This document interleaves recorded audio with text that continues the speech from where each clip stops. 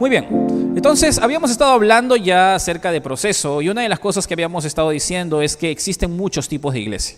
No podríamos hablar de solamente un tipo de iglesia, existen muchas formas en las que la iglesia desarrolla ciertas características y la semana pasada hablamos básicamente acerca de eso, de cómo la iglesia es tan variada una de otra. Y cuando nosotros analizamos las diferentes oportunidades que nosotros tenemos de visitar diferentes iglesias, vamos a ver que no todas son idénticas, ¿no? Y cuando vamos a la Biblia, sobre todo, vemos que Dios está esperando un tipo de iglesia en especial. Y esa iglesia que Dios está esperando no es necesariamente la que nosotros podemos elegir de nuestra preferencia, sino la iglesia que transforma vidas. Cuando nosotros vamos a la palabra de Dios, vamos a ver que toda iglesia tiene la labor de llevar el evangelio y el evangelio tiene el poder para transformar la vida de los hombres. Nosotros estamos ahí y venimos aprendiendo de diferentes maneras. Queremos ser una iglesia que transforme vidas y para eso tenemos que entender que la transformación de vidas no se da de la noche a la mañana, es un proceso. Y cuando vemos nuestras propias vidas nos podemos dar cuenta que hay ciertas cualidades de nosotros que han tomado años en formarse y algunas que han tomado meses y otras días posiblemente. Todo va a depender el corazón atento que tenemos y la disposición de poner a Dios en primer lugar.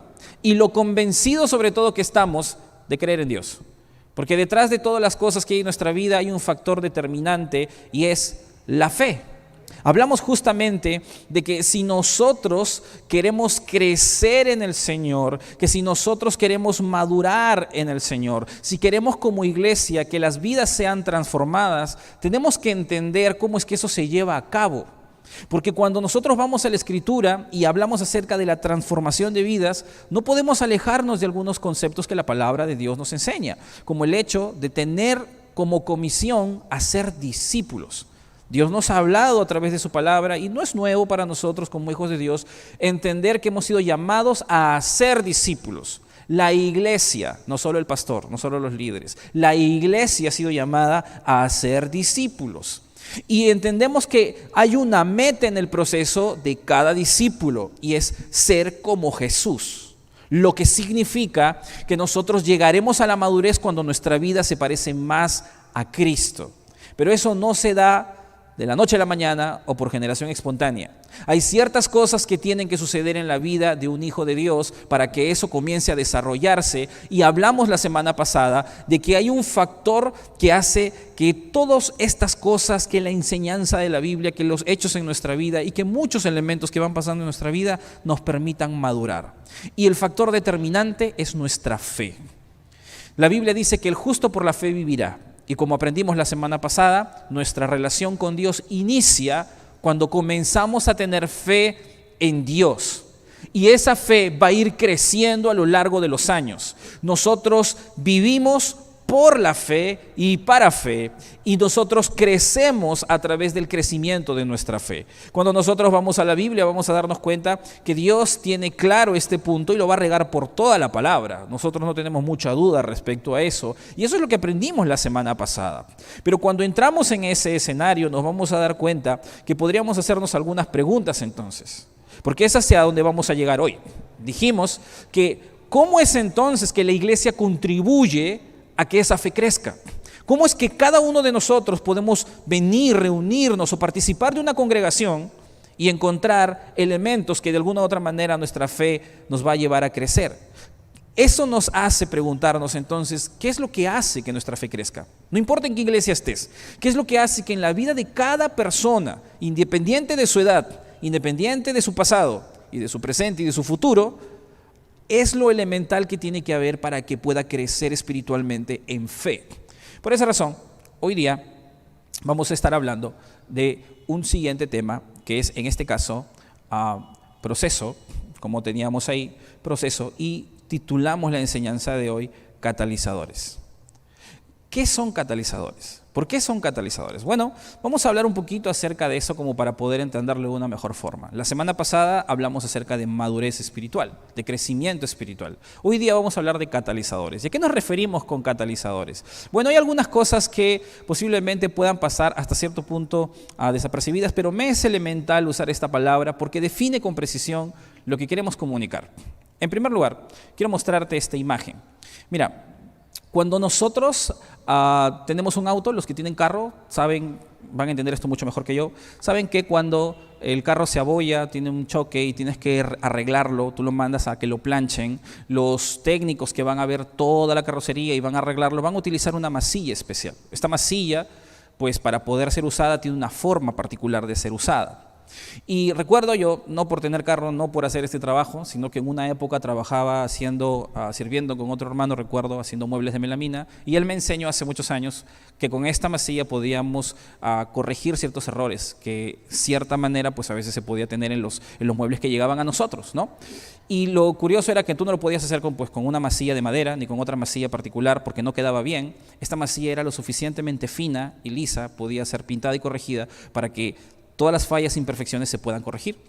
Y recuerdo que él me enseñó abriendo esta lata, sacando un poco de masilla que tenía un color como el que está ahí, ¿no? Un color plomo, quizás algo gris. Y recuerdo que él mostraba al mismo tiempo un pequeño chisguete, que es el catalizador, que es una pequeña sustancia, que le echabas una pequeña gota, una cantidad específica, y en el momento de echarlo en la masilla, tú tenías que mezclarlo. El color cambiaba un poco, pero tenías que hacer el trabajo rápido, porque del momento en que tú hacías esta mezcla, esto se comenzaba a endurecer, y si tú no lo agregabas de una forma precisa y correcta, y dejabas un sobrante, eso se iba a endurecer y el mueble no iba a quedar bien. Entonces tenías que hacerlo correcto, tenías que hacerlo bien. Y recuerdo pues que tuve que aprender a hacer eso y lo hacíamos varias veces, de hecho, y teníamos que poner masilla una y otra vez a partes que se tenían que corregir. Y lo que me llama la atención de estos catalizadores, que es básicamente eso, es que aceleran o retardan las reacciones químicas. Eso es un catalizador. Un catalizador es algo que acelera o retarda una reacción química. Ahora, cuando nosotros hablamos de catalizadores dentro de este contexto de iglesia, es que hay ciertas cosas en nuestra vida que van a generar movimiento a nuestra fe. Cuando estamos en la fe, cuando estamos en Cristo, cuando somos parte de la familia de Dios, tú y yo ya tenemos fe. No podríamos ser hijos de Dios si no tenemos fe. Tenemos fe. Ahora, la fe puede estar en diferentes grados y en diferentes espacios, y nuestra fe puede ser más grande o más amplia o más endeble o más firme. Pero hay ciertas cosas en la vida del cristiano que van a desenrollar la fe que tenemos y la van a hacer más firme, más fuerte y nos van a permitir crecer. Es por esa razón que hoy día vamos a hablar acerca de algunos catalizadores de fe. Porque cuando tú agregas esto a tu vida personal, te vas a dar cuenta que tu fe va a comenzar a ser desarrollada, va a comenzar a avanzar y crecer tu vida en el Señor, y estarás más dispuesto y estarás más firme y estarás más centrado para hacer lo que Dios te pide. Cuando hablamos de estos catalizadores, tenemos que mencionar algunas cosas. Bueno, podríamos hablar de muchos en primer lugar. En esta serie yo solo te voy a poder mencionar 5. Porque el tiempo no nos daría. Podríamos hablar de más, pero básicamente estos 5 son elementales. Lo más probable es que si tú en algún momento haces una lista de cosas que te hicieron madurar en el Señor y crecer y estar más comprometido y comenzar a servir y estar más firme, tú vas a caer en algunas de estas 5 cosas que vamos a estar viendo. Hoy día, por cuestiones de tiempo, solo vamos a ver 2, porque el tiempo es largo, o mejor dicho corto, y el material es amplio. Y en este caso, las 2 primeras son más amplias que las demás. Y por esa razón, hoy día vamos a desarrollar solamente 2. La próxima semana estaremos viendo las otras 3. Pero hay que saber que lo que vamos a estar aprendiendo y lo que vamos a estar teniendo en este momento es vital para nosotros. Tú y yo nunca vamos a crecer espiritualmente si no tomamos estas 5 cosas. Si tú no eres consciente de que tu vida debe desarrollarse, estos 5 elementos vas a dejar que pasen desapercibidos. Es más, pasan en tu vida continuamente. Y lo más probable es que muchos que no crecen dejan pasar esto en su vida una y otra vez. Pero aquellos que están atentos a lo que el Señor hace en sus vidas, han aprendido a tomar de estos catalizadores y han comenzado a usarlos como pie de apoyo para poder dar nuevos saltos en su vida espiritual. Y tienes que reconocer también una cosa: la iglesia como institución, nosotros como iglesia, los pastores, los líderes, la organización como tal, los ministerios, no pueden hacer nada para hacer que un corazón crezca en fe. Nosotros no tenemos un poder y un control sobre la mente de las personas y el corazón de las personas para hacer crecer la fe. Pero lo que sí podemos hacer como iglesia es crear los escenarios donde se cocinan estos 5 elementos para que los hijos de Dios los tomen y crezcan en fe. Es responsabilidad de la iglesia abrir las oportunidades para que estos catalizadores se puedan desarrollar, y es responsabilidad del Hijo de Dios tomar de ellos para poder crecer. Así que esto también nos deja un elemento que es importante mencionar en este momento. Y es que ningún cristiano, no importa quién sea, no importa si tiene generaciones de cristianos en su haber, ningún cristiano puede crecer espiritualmente a expensas de una congregación local. Es decir, que si tú eres un cristiano que en algún momento determinado estás en una iglesia y a los 2 meses te vas a otra y luego te vas a otra y todo el tiempo estás en ese plan y nunca te anclas en un lugar específico, tienes que saber que no vas a crecer espiritualmente. No es difícil de entender esto. ¿Tú has visto una planta? La ponemos en la tierra para que crezca, para que se arraigue y para que dé fruto. Tú no puedes esperar que una planta dé fruto si de pronto la sacas de la tierra, la dejas afuera por una semana, te olvidas de ella y después te acuerdas que debería estar en la tierra y luego la vuelves a meter. Y después, no, es que ya no me gusta que esté ahí, la sacas y la vuelves a llevar a otro lugar. No puedes esperar que ese árbol, que esa planta dé fruto porque no ha echado raíces, y tienes que conocer de forma sencilla que nadie da crecimiento ni fruto si no echa raíces. Es importante considerar que un hijo de Dios tiene que tener una participación activa y presencial en una congregación local, porque de tal manera nadie va a crecer.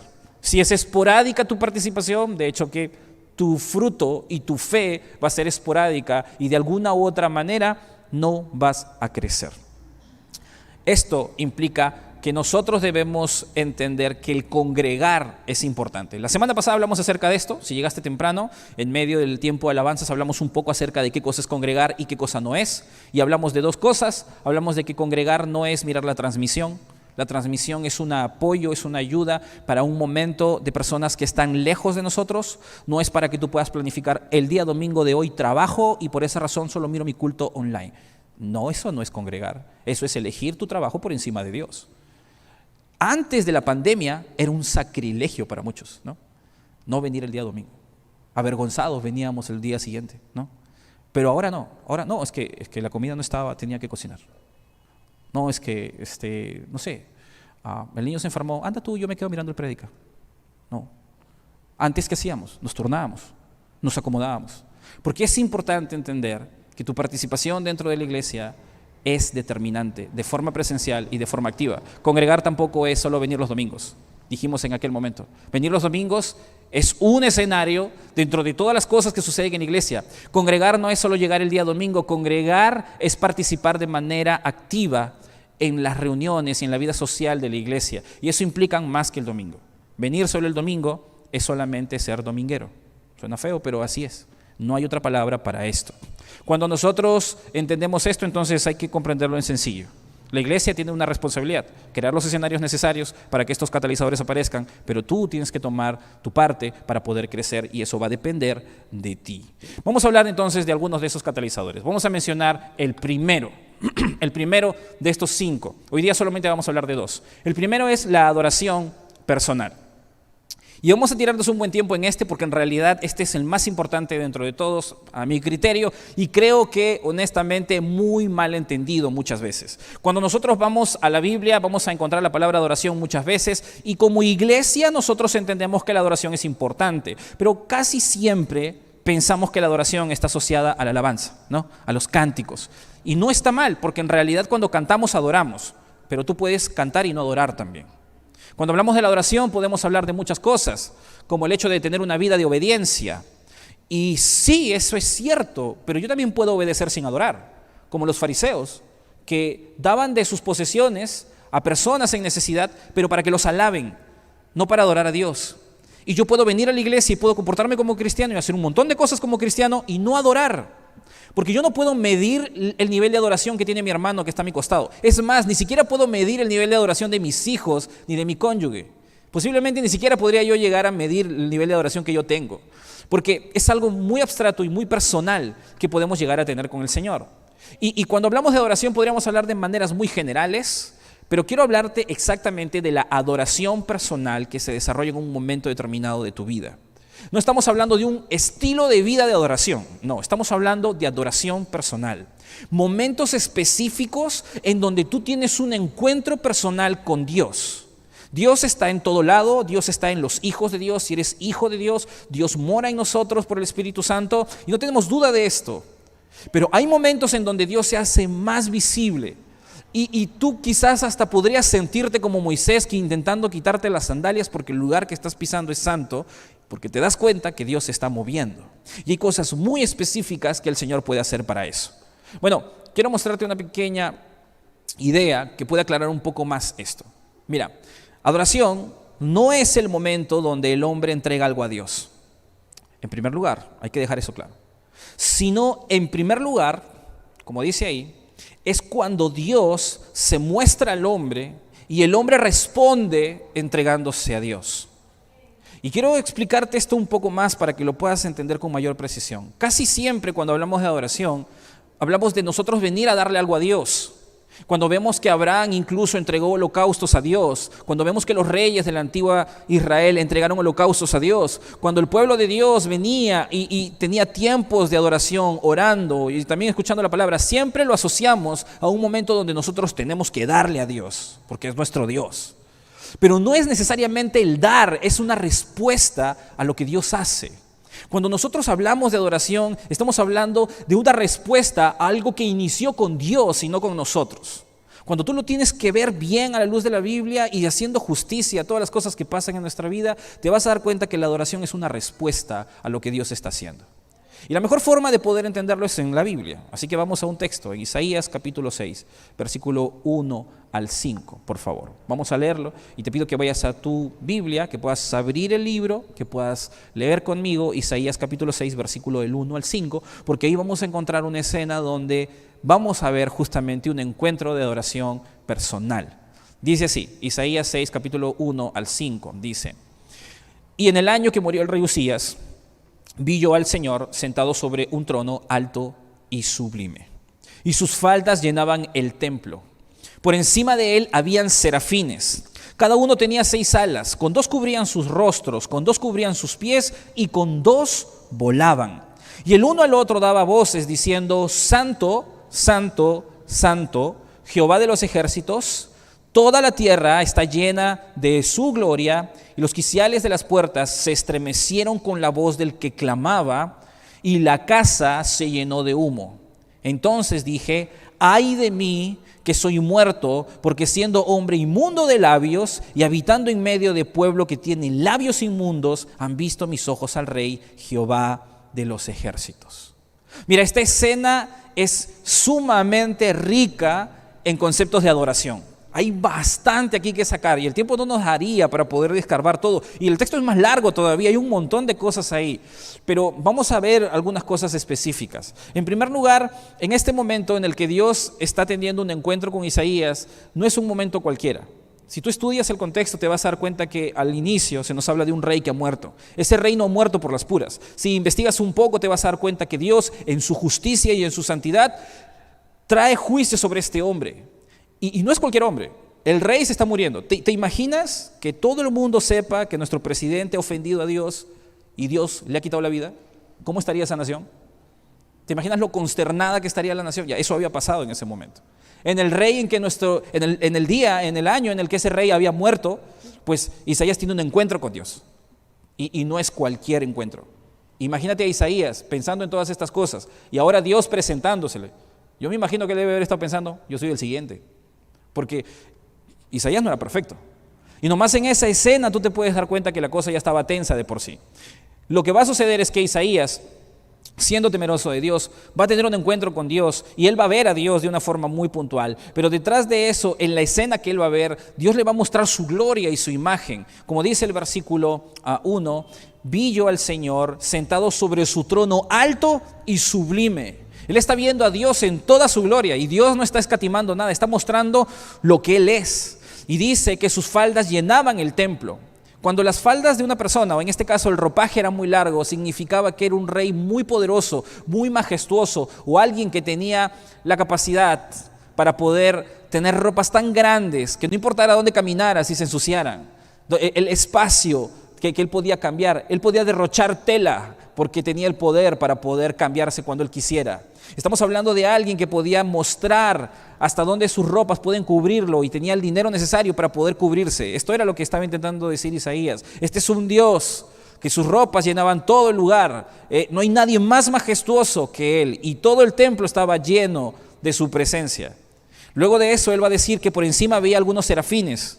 No hay ángeles más altos, encargos más altos que los mismos serafines. Y detrás de esta escena vamos a ver que estos serafines no eran como personas que nosotros imaginamos, porque cuando tú lees la Biblia vas a darte cuenta que tienen unas particularidades bien especiales, pero lo curioso que se nos dice es que ellos tenían 6 alas y con 2 cubrían sus rostros, porque a pesar de que ellos son santos y no tienen pecado, no pueden ver la gloria de Dios directamente a la cara. Y se cubren porque no se sienten dignos de la misma santidad de Dios, que es 3 veces santo.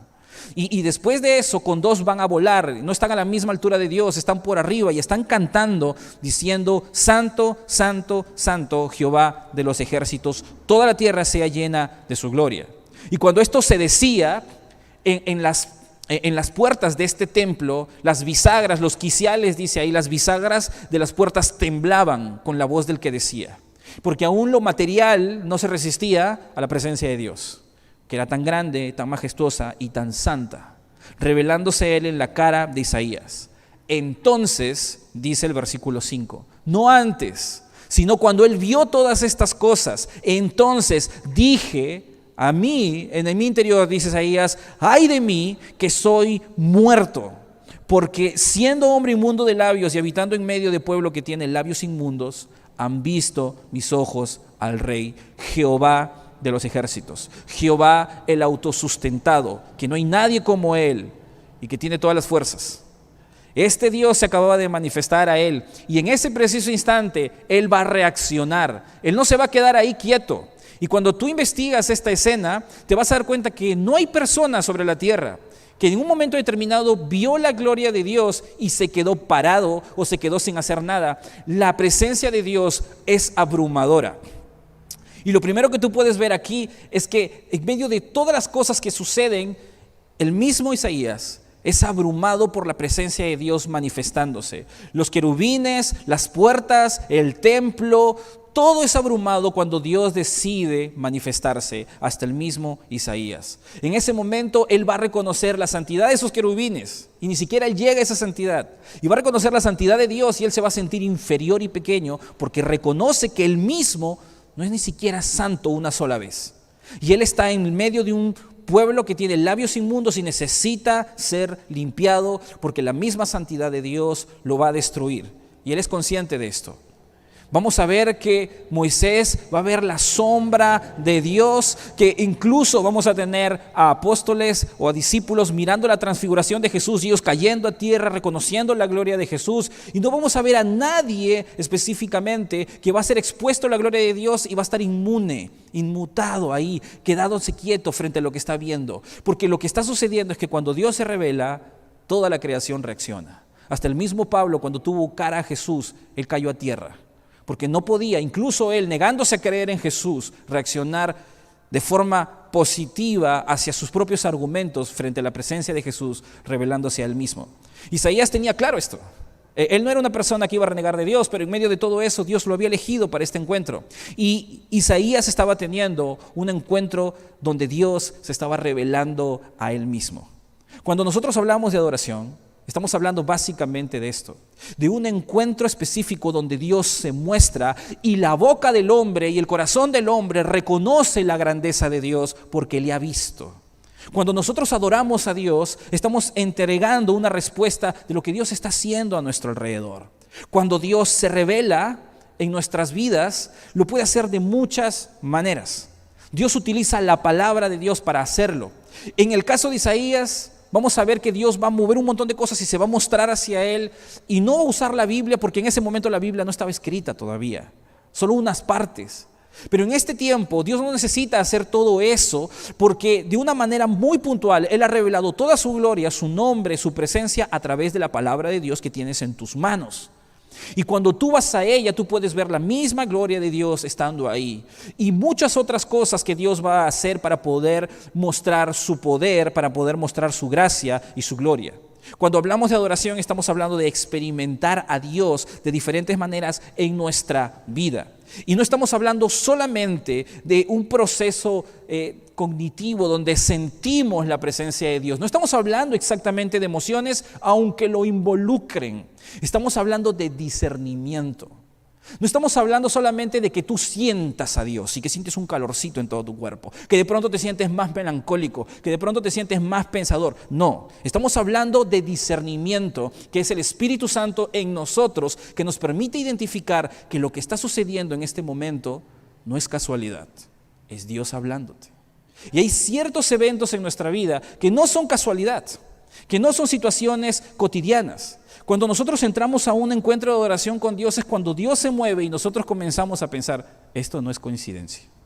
Dios está haciendo algo en este momento y puedo identificar que las cosas que están pasando, que las cosas que estoy oyendo, que las cosas que estoy viendo, que las cosas que me están sucediendo son un evento específico donde Dios está mostrando y yo puedo identificar a Dios. Eso es un encuentro con Dios. La respuesta que tú le des va a definir si es adoración o no. Pero el hombre que identifica a Dios y que reconoce a Dios en medio de sus necesidades es el hombre que le adora. Y tú puedes ver esto en la Biblia de muchas maneras. Por ejemplo, tú tienes a Salomón, que en un momento determinado va a encontrarse con una corona delante. Él es el siguiente rey. Y cuando él analiza las cosas, si tú pones en sus sandalias, lo más probable es que no eran nada sencillas. Porque tú tienes a un Salomón, a un rey, que en un momento determinado está viendo cómo su padre ha muerto y ahora él va a ser el rey. Y tiene antes de David, que era su padre, un rey anterior que fue Saúl. Y los dos últimos reyes no terminaron tan bien, Saúl terminó muerto bajo su espada y fue desechado y las cosas no le fueron bien a Israel. David vivió bien y fue un hombre conforme al corazón de Dios, pero en un momento determinado cometió sus errores. Y aunque suene feo, Salomón era uno de ellos. Se metió con una mujer que no debía y nació Salomón. Y en la gracia de Dios, Salomón tuvo toda una oportunidad ahí. Y Dios tiene planes perfectos. A él no le sobra nada. Pero él podría pensar en sí mismo, me están entregando esa misma corona que acaba de matar a un hombre y que detrás de eso uno acaba de destruir su familia. Porque si ves la historia de David al final, David no terminó del todo bien. Terminó más o menos bien. Porque su familia terminó destrozada. Y Salomón había sido testigo de todo eso y ahora le estaban entregando la corona a él para que él sea el hombre que gobierne Israel. ¿Te imaginas la tensión que él tenía? Era joven y él busca a Dios y busca a Dios para que Dios le dé sabiduría. Es curioso esa escena, yo te reto a leerla porque tú te vas a dar cuenta de un corazón que es consciente de quién es Dios, de hasta dónde Dios lo ha traído y en ese momento muy puntual, él va a buscar la dirección de Dios y le va a pedir, Dios, no me des dinero, no me des cosas, dame sabiduría para hacer este trabajo porque es tu pueblo, es tu gloria, es tu reino. Y Dios se aparece en un sueño y le muestra con claridad y le dice, por cuanto tú no me pediste posesiones, ni gloria, ni nombre, y solo me pediste sabiduría, te voy a dar la sabiduría que me estás pidiendo y te voy a dar todo lo demás que otros anhelan. Y no va a haber nadie más sabio que tú en la tierra. ¿Tú imaginas a Salomón despertando de ese sueño? ¡Wow! ¡Qué seguridad para salir de ese momento! Sabiendo que estás metiéndote en un momento muy difícil donde las papas queman y tienes a Dios de tu lado porque actuaste con la humildad suficiente. Y Dios se muestra. ¿Y qué hace Salomón? Va y eleva un holocausto inimaginable. Léelo para que veas la cantidad de cosas que él va a hacer en ese momento para poder adorar a Dios en respuesta a lo que él ha hecho. Tenemos a Abraham, que en un momento determinado es el padre de la fe. Él sale de Ur de los Caldeos y va al lugar donde Dios le dice, y él ha experimentado muchas cosas y le cree al Señor y ya tiene fe, pero cuando tiene a su hijo, Dios le dice, todavía tu fe no está al nivel que yo quiero, y en este proceso que te voy a meter a Abraham, voy a enseñarle a otros muchas otras cosas, así que, ¿sabes qué vas a hacer? Vas a ofrecerme a tu hijo. Y Abraham no duda de Dios, no lo cuestiona. En Hebreos sabemos que Abraham hizo lo que tenía que hacer con su hijo porque tenía la convicción de que Dios podía revivirlo, porque había un plan con él y había toda una extensión de propósito de bendecir toda la tierra, y eso no encajaba en la mente de Abraham, pero sabía que Dios no se contradecía y tenía un plan, así que él confió en Dios. Y no imagino lo duro que debe haber sido convencer a 2 criados de ir a adorar y no llevar un carnero o no llevar una ofrenda, un animal, y convencer a su hijo de que no, y su hijo le va a preguntar y le va a decir, el Señor proveerá, le dice, y ellos van. Y cuando están cerca, en el monte, le dice a sus 2 criados que se queden. Y él se va solo con su hijo. ¿Te imaginas lo duro que habrá sido eso? Saber que él tiene en su cuchillo, en su mochila, en sus trapos, en sus cosas, el cuchillo que va a matar a su hijo.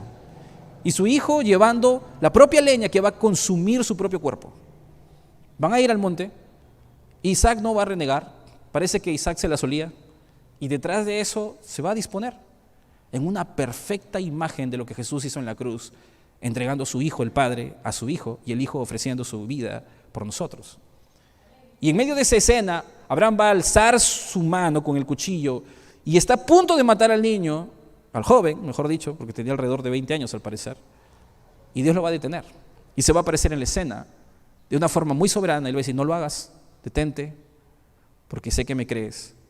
Y al costadito había alguien que podía proveer para él, porque había un carnero que iba a reemplazar a Isaac, trayéndonos una escena perfecta de lo que Dios iba a hacer en la cruz con Jesús. Y todo eso no se iba a volver a repetir. Nadie más Dios le pidió que mate a su hijo, y se lo pidió a él porque él tenía una gran fe, y era necesario que esas cosas sucedan por nosotros, pero para Abraham también, porque él tenía que crecer en fe y entender que debía creerle a él. Y en medio de todas esas cosas, ahora Abraham trae ese carnero, lo elevan. ¿Te imaginas cómo la fe de su hijo se habrá impactado? Isaac nunca dudó de Dios. O sea, en medio de esta escena, nosotros vemos a un hijo viendo a su papá adorando a Dios y aún poniéndolo en primer lugar por encima de él. Eso puede haber sido duro en un principio, pero con la bondad de Dios al final y todas estas cosas, Isaac también salió convencido por un encuentro de adoración entre Abraham y Dios. Y esto no es simple, porque no todo es positivo. Tú tienes a Job, por ejemplo. Job, en un solo día, va a ver cómo su riqueza se va, sus hijos se mueren y un montón de cosas se pierden. Y lo interesante de Job es que en ese preciso instante él se arrodilla y él dice: Jehová dio, Jehová quitó, sea el nombre de Dios bendito. ¿Sabes qué está pasando en ese momento? No está siendo provisto un carnero para que uno de sus hijos no muera. Él no está recibiendo riquezas, él no está recibiendo honra, a él le están quitando todo lo que tiene. Pero él está viendo y está reconociendo que todas esas cosas que están pasando, no es el diablo que lo está haciendo, Dios lo está permitiendo. Y como él está identificando con discernimiento que Dios tiene el poder para quitarle o darle, él está adorando. Y lo que tiene que hacer en ese momento no es renegar con Dios, es arrodillarse y decir: Dios, tú tienes autoridad sobre mí y tú puedes darme o quitarme, así que tu nombre sea bendito. Este es un encuentro, unas palabras concretas de adoración, porque cuando tú entiendes quién es Dios y la autoridad que tiene sobre tu vida, tú no solamente reconoces cuando te bendice, sino incluso cuando te corrige. Tú no reconoces solamente cuando Él hace cosas buenas para ti en tu entendimiento, sino incluso cosas desfavorables en base a tu entendimiento, pero como te ama, te lleva hasta ahí, porque no te va a dejar igual. Y Él está buscando que reconozcas su autoridad, su grandeza y su poder. Todos estamos ahí. Nosotros cuando vamos a la Biblia vamos a ver que Israel va a adorar a Dios. ¿Tú imaginas a Israel imaginando que de pronto el mar se iba a abrir? Estaban a puertas de morir por el ejército de Faraón y de pronto Moisés abre sus brazos y se abre el mar en dos. ¿Quién iba a imaginar eso? O sea, nosotros ya lo hemos escuchado, pero ellos nunca habían escuchado de esto. Y van a pasar por seco y el ejército de Faraón va a pasar y el mar se va a cerrar. Eso ameritaba una celebración. Hicieron un altar y adoraron a Dios. Y pudiéramos hablar incluso de muchas más cosas en la Biblia, de encuentros donde Dios se manifiesta y los hombres responden adorando a Dios. Eso son encuentros de adoración. Cuando tú puedes percibir la presencia de Dios moviéndose en tu vida. Y es indispensable que lo puedas identificar para que puedas vivir en Él. Ahora, hay algunas cosas específicamente que van a hacer eso. Ninguno de nosotros puede decirle a Dios cuándo manifestarse. Él tiene el control y la autoridad para hacerlo, y en un momento determinado vamos a hablar de una de estas cosas, porque un catalizador de hecho es esto. Sin embargo, hay cosas que el Señor ha dejado en la vida del cristiano, hay elementos muy específicos que Dios ha dejado en la vida del cristiano para que se acerque a Dios y a través de disciplinas espirituales pueda él identificar de una forma concreta la presencia de Dios. Cuando nosotros hablamos de disciplinas espirituales, estamos hablando de ciertos hábitos que la Biblia promueve y que nos empujan a buscar la presencia de Dios y que Dios va a utilizar para mostrar su poder, para mostrar su control, para mostrar su amor sobre ti, y detrás de todo eso que tu fe crezca. Nosotros como hijos de Dios debemos desarrollar ciertas disciplinas espirituales que de una u otra manera nos empujan más a Dios. La mayoría de estas disciplinas se forjan en privado, pero no todas necesariamente. Te voy a hablar de algunas de ellas. En primer lugar, la primera disciplina espiritual es la adoración corporativa que todas las iglesias tienen. ¿Qué es eso, hermano? A ver, te lo explico en lento. la adoración corporativa que todas las iglesias locales tienen. Me refiero a sus reuniones específicas de culto para adorar a Dios. Cuando hablamos de la adoración corporativa, no estamos hablando de tú a solas con Dios, sino como iglesia reunidos para poder adorar a Dios. Dios ha dispuesto específicamente que ciertas disciplinas espirituales se desarrollen en la vida de sus hijos para que Él se pueda mostrar a su pueblo. Y una disciplina es tener el hábito de congregar. Uno diría que eso no es una disciplina, pero sí lo es. Porque cuando tú hablas de congregar los domingos o venir a otros elementos o reuniones que la iglesia tiene para que tú puedas participar de buscar la presencia de Dios de forma colectiva, es un hábito, es una disciplina. Porque mientras que otros ahorita están trabajando, tú estás disciplinando tu tiempo, tus prioridades y tu dinero para estar aquí en la presencia de Dios. Mientras que otros están priorizando su familia o durmiendo más, tú has disciplinado tu vida y te has acostumbrado a darle un espacio a Dios el día domingo para poder buscar su presencia.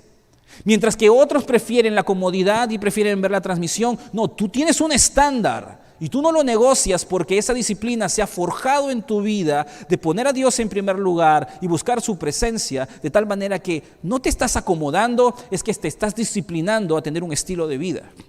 Y cuando nosotros vamos a la Biblia, estamos hablando justamente de eso. Es una disciplina congregar. Y una vez más aclaro que congregar no es solo los domingos, es las actividades que la iglesia forja para que tú puedas tener crecimiento junto con otros cristianos y en la presencia de Dios se pueda dar. Eso puede ser los domingos, eso puede ser los sábados, donde se levantan diferentes reuniones, que no son cultos, porque no lo son como tal, pero son escenarios donde se dispone la presencia de Dios de una manera sobre los jóvenes, sobre los adultos, sobre, en este caso también los matrimonios, cuando prontamente se abra nuestra celebración de matrimonios. Y cuando hablamos de todo eso, y podemos incorporar los días miércoles, que aunque no podemos hacerlo de forma presencial porque lo hacemos por un Zoom, algo que yo digo usualmente los días miércoles y otros también, es que es creerle a Dios separar el día miércoles para orar y prender tu cámara. Porque es fácil limpiar el baño mientras que escuchas a los demás orar, ¿no? Es fácil cocinar mientras que escuchas a los demás orar. Y todos piensan que estás en el culto de oración. Pero no, eso no es. Si tú le crees a Dios, vas a separar ese tiempo para orar. Y entiendes claramente que es indispensable hacerlo, porque hay una razón por la que oramos, ¿no? No vamos a entrar en ese tema ahorita, pero hay una razón por la que oramos. Y no es simplemente cumplir, ni tener solamente un testimonio, es estar parte. Ahora, sí hay líderes y hay siervos que no le creen a Dios, que no necesitan mucho de la presencia de Dios. Entonces, bueno, si no me toca servir, si no me toca hacer algo, bueno, veo mi culto online. O posiblemente, no, ¿para qué voy a entrar al culto de oración? Ahí no me necesitan, ahí no tocan, o posiblemente ahí no hay proyección, o posiblemente ahí ya no hay esto, no hay el otro, no hay niños. Yo no necesito estar ahí. Y están equivocados, seriamente. No se están dando cuenta que están restando oportunidades a la presencia de Dios en su vida. Cuando nosotros hablamos de disciplinas espirituales, estamos hablando de justamente educar nuestras vidas para buscar la presencia de Dios. Porque en estos lugares, como este, Dios se revela. Si tú llegas a la iglesia un domingo o en cualquier día de la semana donde hay una celebración y el Señor usa la enseñanza para poder hablarte, es porque Dios se está mostrando a través de ese momento. Si tú vienes y cantas, a veces no es la prédica del todo, pero posiblemente escuchas la enseñanza y terminando la enseñanza, de pronto como que no estás muy convencido, pero justo sale la canción final y esa canción tiene que ver con el mismo tema que te está pasando y tú quizás te has resistido toda la prédica, pero Dios usa una enseñanza a través de una alabanza que te empuja a recordar posiblemente algo y en ese momento tú rindes tu corazón y dices, no, voy a hacer lo que tú me dices, Dios, porque no es solamente la enseñanza, es más que eso, es todo el tiempo. Y es más, podemos gozarnos cuando vemos que otras cosas se dan. Hay un culto que empieza a las 8:30 y hay quienes tienen el hábito de venir 9 y hasta más. Y quiero que sepan de por sí que una de las cosas que estamos disponiendo, vamos a acomodarnos, es que a cierta hora ya vamos a cerrar las puertas. Porque no está bien que nosotros permitamos que tú le des a Dios una cita impuntual y a medias. La prédica no solamente es el tiempo de oración. Es mucho más que eso. Y el domingo pasado hablamos un poco acerca de eso. De hecho, nos tomamos un selfie con aquellos que estuvieron aquí temprano y que vienen temprano en el primer y en el segundo culto, porque son responsables, son diligentes y tienen a Dios en primer lugar y han acomodado sus prioridades para darle a Dios ese lugar que se merecen. Claro, hay emergencias, pero hay gente que tiene el hábito. Y algunos encima sirven y lideran. No está bien, simplemente no está bien. Pero este es solo un punto. Hay otras disciplinas espirituales. Otra de las disciplinas espirituales que son elementales es mi tiempo devocional, pero con la Biblia.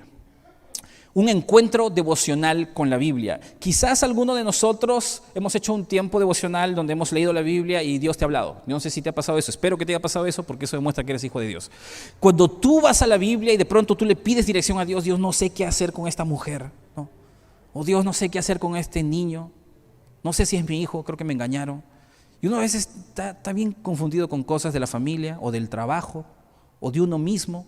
O cosas de la iglesia también. Y uno está pidiendo dirección a Dios y de pronto tú le oras y buscas y vas a la palabra y justo es ese texto que tú necesitas. Y Dios se mueve de forma particular y tu fe crece. Porque te das cuenta que la Biblia es útil para ti, Dios la está usando y tú estás aprendiendo. Cuando nosotros tenemos encuentros con la Biblia, definitivamente nuestra fe va a crecer. Hacer que nuestro tiempo devocional dé un espacio necesario, definitivamente va a hacer que nuestra fe crezca. Y tienes que saber que hacer tu tiempo devocional con la Biblia es un paso de fe. Definitivamente es un paso de fe. En estos tiempos, el que hace su devocional es porque le cree a Dios. Así de sencillo. Por algunas razones. Número uno, porque el mundo va en contra de esto. Si alguien del mundo te pregunta, oye, ¿cómo haces para generar más plata? ¿Cómo haces para ser más feliz? ¿Cómo haces para ser eficaz en lo que haces? La mayoría de la gente te va a decir, me despierto a las 5 de la mañana, leo libros, me educo, trabajo más horas que los demás. Soy eficiente de esta manera y llego a lo que tengo que hacer porque hago ciertas cosas que el mundo va a hacer y las promueve y son buenas cosas y hasta bíblicas son. Pero cuando tú de pronto agarras y dices, no, yo paro media hora, una hora y hago mi tiempo devocional, el mundo te va a decir, ¿cómo? Sí, leo la Biblia. Ese libro que el mundo dicen que tiene contradicciones, que es antiguo, que algunos no entienden. Si tú le dices eso al mundo, el mundo no lo va a entender, no lo va a comprender porque no tiene fe. Pero el cristiano vive diferente, ¿no? Y eso no pasa en esta iglesia, yo sé, definitivamente, ¿no? Ustedes sí leen su Biblia todos los días, no tengo dudas. Pero la realidad es que el mundo no lo hace. Y cuando de pronto nosotros queremos proyectarnos a crecer como personas, eso no está en la lista. Hay otras cosas. Y ciertamente entramos en duda. Otra de las cosas es que la vida es altamente demandante. ¿Quién le sobra tiempo? Bueno, en realidad yo no creo que aquí haya alguien que le sobre tiempo. Es difícil que te sobre tiempo. A menos que estés de vacaciones, y esto es, usualmente hasta las vacaciones lo usamos para trabajar. Y en realidad todos estamos copados. Quisiéramos que haya un octavo día en la semana, un mes más en el año, 5 horas más en el día. Porque en realidad nos falta tiempo. Pero cuando tú ves la cantidad de cosas que uno va a hacer, incluso uno viene a la iglesia y está escuchando la enseñanza, ¿qué hora se termina este hermano? El pollo se me va a quemar, lo dejo en el horno. Y hay un montón de cosas que nosotros tenemos en la cabeza. Puedes hacer tu devocional y estar pensando que no he lavado la ropa, que el perro se hizo, que no he pagado y no me va a alcanzar el tiempo para pagar, que si salgo. Y estás leyendo y quizás ni entiendes, pero estás pensando en las cosas que tienes que hacer, porque la vida es altamente demandante y así es. Cuando tú decides tener tu devocional concentrado en el Señor es un acto de fe porque eres consciente de que de alguna otra manera esto el Señor lo va a usar para tu bien. Y no es sencillo hacerlo porque hay muchas cosas que van en contra.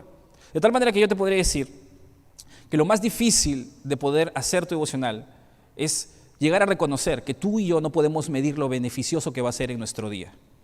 Ninguno de nosotros puede medir lo beneficioso que va a ser nuestro devocional en ese día. Porque no podríamos medir la cantidad de cosas que Dios nos puede decir o la respuesta que Dios quiere traer a nosotros. No podemos medir eso. Y por eso es un acto de fe. Podemos medir nuestra agenda, nuestro tiempo, nuestros horarios, nuestro dinero. Podemos medir lo que hemos entendido, pero no podríamos medir que el tiempo que estamos reservando para Dios realmente nos va a beneficiar en ese día. No sabemos. Es un acto de fe. Y si en este momento tú no haces tu devocional, ni con la Biblia, ni con oración, lo más probable es que no le crees a Dios. No crees que es necesario.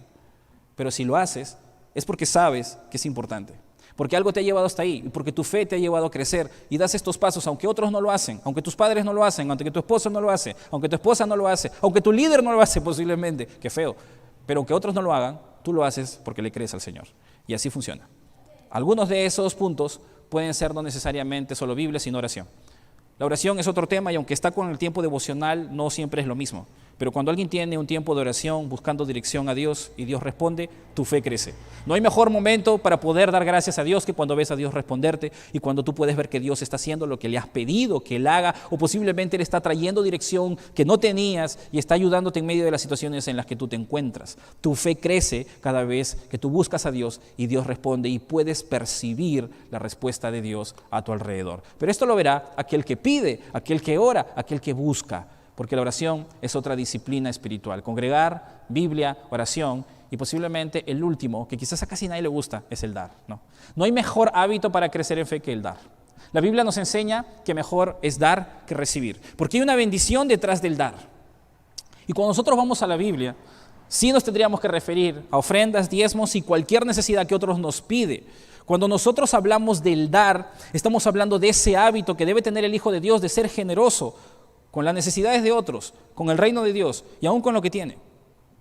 Cuando Dios nos llama a dar, literalmente nos está diciendo que tenemos una responsabilidad sobre aquellos que tienen necesidad y sobre el reino de Dios, porque somos parte de ese reino. No hay mejor disciplina para ayudarnos a tener fe que esta.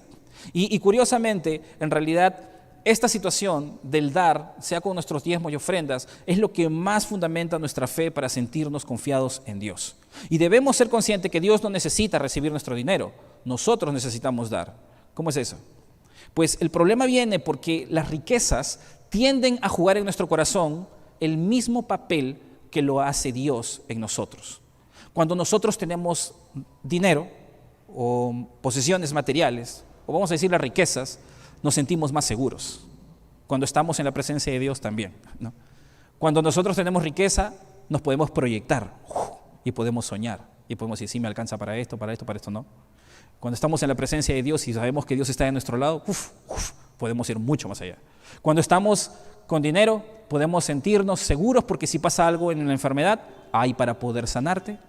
Pero cuando Dios está de tu lado y Dios te dice que te va a sanar, tú te sientes mucho más seguro. Mira, las riquezas siempre quieren jugar un papel idéntico al de Dios. El problema no es que Dios necesite nuestra plata, es que nosotros necesitamos dar, porque el problema es que nos confundimos. Pensamos que dependemos del dinero cuando dependemos de la gracia de Dios y de su control sobre nuestra vida. Hay cosas que el dinero no puede comprar y definitivamente así es. Y a veces Dios nos empuja hasta un momento en el que nosotros tenemos que literalmente renunciar a esos ídolos, porque si no, no entendemos. A veces Dios nos ha hablado de forma suavecita y no hemos entendido. Y Dios está esperando que otras cosas sucedan para que yo pueda escuchar la gracia de Dios. El problema es que el dinero no es malo. El dinero y la riqueza no está mal porque Dios promete riquezas y promete sostenernos. El problema con las riquezas y con las posesiones es que son muy pesadas. Muy pesadas. ¿A qué me refiero con eso? Mira, le pedí a alguien que traiga esta maleta. Esta está llena de herramientas. Tiene su peso. Aquí tenemos varias cositas que usamos en la iglesia para poder arreglar las cosas técnicas de la iglesia y pesa. Y yo puedo ir de aquí a allá con esto. Pero imagínate un niño de 3 años con su papá y él quiere ser como su papá. Entonces, su papá va con su maleta llena de herramientas, pesa un montón, el hombre musculoso. Y el niño de 3 años, dame, yo también la quiero llevar.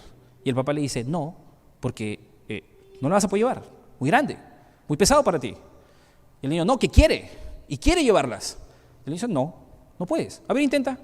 Y hay niños de 3 años intentando llevar su maleta y la levantan tan alto, que se caen encima de ellos y se hacen daño. El problema con las riquezas es que necesitas un carácter suficientemente maduro, firme y fuerte, una fe lo suficientemente sólida para poder cargar con ellas y que no te confundas y que no te caigas y que no te lleven a perderte. El problema con el dinero es que a veces nuestro corazón no está listo para tenerlo y cuando a veces no lo tenemos es por alguna razón. Las riquezas no son malas. Dios ha levantado hombres con mucho dinero para proveer para su reino y de muchas otras maneras. El problema es que a veces nosotros no estamos listos para tenerlas. El segundo catalizador que hoy quiero mostrarte, que se parece a los otros, hablando de disciplinas espirituales y hablando de un tiempo de oración, es el conocimiento de la palabra de Dios. Esto tiene que ver mucho con el anterior, pero vamos a hacer una diferencia muy puntual. Si por un lado los encuentros de adoración con Dios van a llevarme directamente a la presencia de Dios y yo necesito reconocerlos y darme cuenta y estimularme a través de disciplinas espirituales, hay que saber que la Biblia juega un papel muy importante en todo esto. Y aquí es donde yo quiero contarte algo que personalmente siempre me ha ayudado a comprender este punto. Y es que mi papá, porque por ahí está, él trabaja con los Ujieres, él ha sido buzo de la Marina Y él siempre, desde niño, me contaba sus historias de cómo él trabajaba con sus compañeros y de las cosas peligrosas que hay en las profundidades del mar y de los trabajos que ellos hacían y una serie de cosas. Y lo que más me llamaba la atención es que él me decía, bueno, tú puedes nadar en la superficie y eso es lo más fácil, ¿no? Para mí era un logro eso, pero otra cosa es sumergirte. Y cuando tú te sumerges tienes que saber que hay cosas que en realidad no son tan simples como lo ves en las películas. Y tú tienes que estar preparado en realidad. Tú puedes sumergirte con un snorkel simplemente sencillo a cierta cantidad de metros de forma básica. Pero si tú quieres ir más abajo, tú tienes que ir con un tanque, con una máscara y con un traje. Y si tú quieres ir más profundo, tienes que cambiar otro traje, un traje mucho más sólido y más caliente porque el agua más abajo es más fría. Y si tú quieres ir más abajo, ya no puedes ir con ese mismo traje, tienes que hacer un traje presurizado, muy apretado, porque la presión del agua es tanta que te puede destruir. Y si tú quieres ir más abajo, ya no puedes, ya tienes que ir con un submarino, porque no se puede. Si tú quieres ir y navegar o bucear en las profundidades del mar, tú tienes que estar preparado. O sea, tú no puedes ir a esto y pretender que le vas a ganar al mar. No le vas a ganar. El mar es como la Biblia, es así de vasto. Tú de una sola mirada no puedes ver todo el mar, no se puede, es imposible. Ni siquiera desde el espacio puedes verlo, porque el planeta es redondo, ¿no? Tú no puedes ir a la Biblia y de una sola enseñanza puedes conocerla toda. Es tan vasta que no puedes ver sus finales y hasta dónde va a llegar la sabiduría de Dios a través de la palabra. Pero si tú quieres, puedes vivir todo el tiempo en la superficie, ¿no? Y así como muchos solamente nadan y de a perrito, algunos van a su Biblia y de a perrito nomás la leen. Así de sencillo. Y todo el tiempo pasan en la superficie y no les importa más, su fe no va a crecer. Obviamente están hasta ahí. Y por eso la gente en la iglesia, los líderes en la iglesia van diciendo, estudia la Biblia, conócela, entra a un discipulado, entra a un grupo de Crece donde vas a aprender la Biblia. Si puedes, no te quedes con eso, entra a escuela de siervos, entra al seminario si es necesario. Porque tienes que saber que el seminario no hace pastores, ni misioneros, ni evangelistas. Eso lo hace la iglesia cuando los encomienda. El seminario te forma bíblicamente. Te forma de tal manera que te da un panorama bíblico de lo que vas a encontrar en ella. Y es elemental que tú tengas esto para que puedas crecer. Porque cuando hablamos de este segundo catalizador, estamos hablando de conocer la Biblia. No solamente de leerla para un devocional, sino de conocer las profundidades de ella. Dios ha levantado hombres específicamente para que eso suceda. En Efesios capítulo 4, versículo 11, está ahí en la proyección, dice, Él mismo constituyó a unos apóstoles, a otros profetas, a otros evangelistas y a otros pastores y maestros. Si tú vas al idioma original, la palabra pastores y maestros está con un conector que es lo mismo. El pastor es maestro y tiene la capacidad, y tiene que tener la capacidad de poder enseñarte la Biblia de una forma concreta para que seas ministrado y llevado a la verdad. Y Dios ha levantado gente preparada para poder hacer esto. Así como en el buceo, de hecho, hay personas calificadas para bucear a cierta profundidad y otros a más profundidad. De la misma forma, en el reino de Dios hay personas preparadas para poder llevarte a las partes más profundas y personas que también te van a llevar un poco más allá. Y es tu responsabilidad crecer más allá. Si Dios te ha dado la responsabilidad de trabajar con vidas, con mayor razón, hermano, tú tienes que estudiar, tú tienes que prepararte. Y ese es el problema, porque algunos dicen, pero hermano, yo ya dejé de estudiar cuando salí de la secundaria y tengo 50 y picos. ¿Me estás pidiendo algo de hace 30 años atrás? Y, de verdad, pues, si eres universitario, fácil para ti, tu mente está fresquita. Pero si tú no estudias, aunque mira, sé que quizás esto te parezca raro, pero es bíblico, correcto que tú estudies. Es más, no hacerlo es un pecado, básicamente. ¿No has leído Proverbios? Que el que ama la sabiduría y adquiere conocimiento es mejor que el dinero. ¿No has visto? ¿Has vivido toda tu vida sin estudiar? Si tú le relegas al estudio, a leer, tú piensas que vas a crecer. No vas a crecer. Dime un hombre piadoso y te puedo asegurar que es alguien que estudia la Biblia y que ha aprendido a estudiar. No existe hombre piadoso que no haya conocido la palabra de esa manera. Y cuando tú vas a la Escritura, vas a darte cuenta que Dios está esperando que tú seas un conocedor de la palabra. No solamente alguien que la lee devocionalmente y solamente lee unos versos. Eso está bueno y necesitas dirección, pero tú necesitas conocer la herramienta que transforma tu vida. Tú necesitas conocer la herramienta que va a transformar la vida de tu esposa, de tu esposo, de tus hijos y tu futuro y tus ovejas y todas las personas que están a tu alrededor. Hay un verso que quiero mostrarte, está en Romanos 10:17. Romanos 10:17 dice, lo vimos la semana anterior, Romanos 10:17 dice así, así que la fe es por el oír y el oír por la palabra de Dios. Así que la fe es por el oír y el oír por la palabra de Dios. Cuando nosotros vamos a la Biblia, entendemos claramente que la fe está unida a la Biblia. Y es por esa razón que cuando nosotros vemos este catalizador, estamos hablando no solamente de hacer tu devocional, sino de estudiar la Biblia, de conocer las verdades más profundas. Porque a medida que tú te vas dando cuenta que la Biblia tiene historias en donde Dios permitió eventos en la vida de las personas de manera tan precisa y tan concisa que nos revelaban en el Nuevo Testamento, se nos revela todo el Nuevo. Y cuando nosotros vemos cómo eso se mueve de un lado para otro y la precisión con la que Dios hizo todo eso a lo largo de la historia, para que tú lo entiendas, tú te das por amado. Porque te das cuenta que Dios de forma muy precisa está esperando que entiendas lo que Él es y lo que Él ha hecho. No es suficiente con que de pronto tú puedas escuchar un rato y que te digan Dios te ama. ¿Cómo Dios te ha amado? Dios es sabio, sí, ¿cómo es la sabiduría de Dios? Entiéndela, conócela, es lo que Dios espera de sus hijos, porque es a través de esa palabra que tu corazón es ensanchado y que tu fe va a crecer. Dios nos ha llevado abiertamente a eso. Pudiéramos movernos por diferentes versículos de la Biblia que nos van a hablar de una manera muy puntual de cómo ella nos va a llevar una y otra vez a crecer en fe. Nadie madura espiritualmente si su fe no crece y nadie crece en fe si no se disciplina a sí mismo para poder tomar de estos catalizadores. Solo hemos hablado de dos: disciplinas espirituales y estudiar la Biblia. Disciplinas espirituales, como hacer tu devocional, como tener un tiempo de oración, como congregar seriamente y como dar a las personas necesitadas. Esto te hace crecer en fe.